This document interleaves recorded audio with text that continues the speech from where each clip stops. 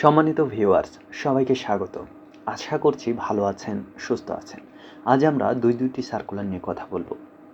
সার্কুলারটি প্রকাশ করা হয়েছে পল্লী দারিদ্র্য বিমোচন ফাউন্ডেশন থেকে। এখানে পদ সংখ্যা খালি রয়েছে ১৬৬৫টি। সার্কুলারটি ১১ এপ্রিল চাকরির খবর পত্রিকায় প্রকাশিত হয়েছে। তবে এর বিশেষত্ব হলো এখানে আবেদন করার সময় রয়েছে খুবই অল্প।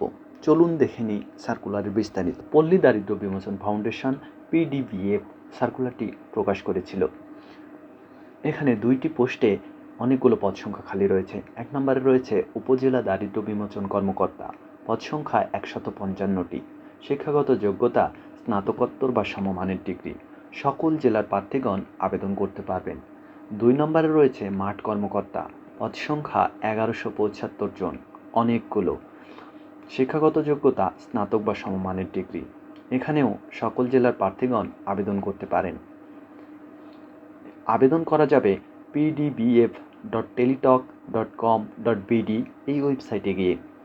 আবেদন করা যাবে 14 এপ্রিল 2025 বিকেল 5টা পর্যন্ত। এবারে দেখব আবেদন ফি। 1 নং পদের জন্য আবেদন ফি সর্বমোট 223 টাকা। 2 নং পদের জন্য আবেদন ফি 168 টাকা। তো এই ছিল প্রথম সার্কুলার। চলুন এবারে আমরা দেখে নিই দ্বিতীয় সার্কুলারটি। দ্বিতীয় সার্কুলারটি পরের দিন প্রকাশিত হয়েছিল, অর্থাৎ 25শে মার্চ। এখানে একটি পোস্টে অনেকগুলো পদ খালি রয়েছে, অর্থাৎ সহকারী হিসাবরক্ষণ কর্মকর্তা, পদ সংখ্যা খালি রয়েছে 335 জন। শিক্ষাগত যোগ্যতা বাণিজ্যে স্নাতক বা সমমানের ডিগ্রি।